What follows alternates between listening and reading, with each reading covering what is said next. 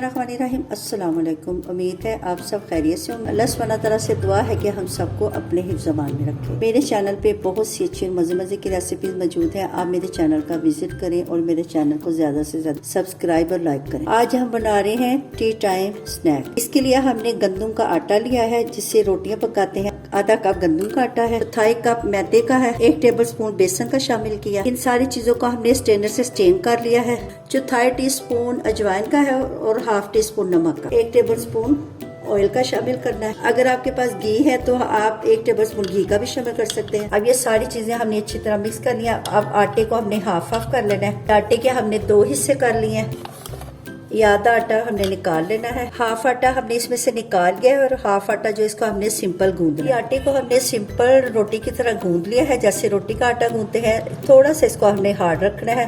अब इसको हमने किसी बर्तन में निकाल लेना है। इसके ऊपर थोड़ा सा ऑयल लगा दें। ये हाफ आटा जो हमने निकाला था वो डालना है। इस आटे को गूंदने के लिए हमने एक स्पेशल चटनी तैयार की है। ये 4 अदद पालक के पत्ते हैं, थोड़ा सा हरा धनिया है और 2 अदद हरी मिर्चें हैं। इनको थोड़ा सा पानी डाल के तो इसको हमने अच्छी तरह, मसाले वाली डिब्बी होती है उसमें इसको हमने ब्लेंड कर लिया। इसकी चटनी से बना लिया। इससे हमने ये दूसरा जो आटा है इसको हमने गूंदना है। ये सादा आटा हमने गूंदा है और ये ग्रीन चटनी वाला आटा गूंदा है। अब दोनों को ऑयल लगा के 10 मिनट के लिए रेस्ट दे देना है। ये 2 अदद मीडियम साइज के आलू हमने बॉयल करके इनको अच्छी तरह मैश कर लिया। 1 टेबलस्पून प्याज हमने बारीक बारीक चॉप की है और 1 टेबलस्पून हरा धनिया और 1 हरी मिर्च बारीक बारीक काटी हुई है। ये इसमें शामिल कर दें। इसमें हाफ टी स्पून हमने ये कुटी मिर्च का शामिल किया। 1/2 टीस्पून नमक का शामिल किया। नमक मिर्च आप अपने टेस्ट के मुताबिक कम या ज्यादा कर सकते हैं। 1/4 टीस्पून चाट मसाले का शामिल किया।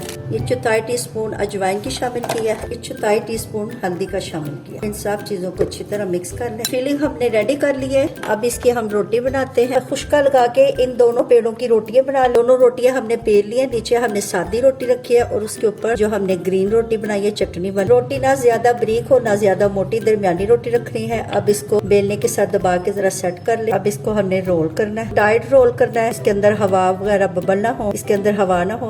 यूं ऐसे इसको फोल्ड करते जाएं। तकरीबन 1-1 इंच के फासले पे हमने ये काट लेने हैं।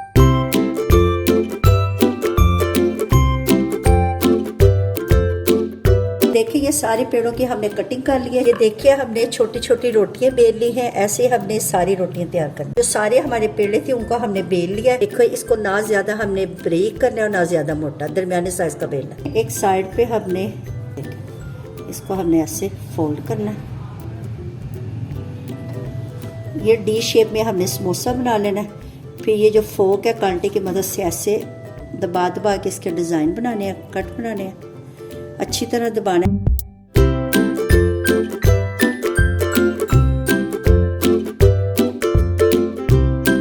सारे स्नैक हमने रेडी कर लिए। चलिए अब इन्हें डीप फ्राई करते हैं। फ्राई करने के लिए हमने ऑयल गरम कर लिया है। आंच जो है वो मीडियम टू लो रखनी है। बिस्मिल्लाहिर्रहमानिर्रहीम।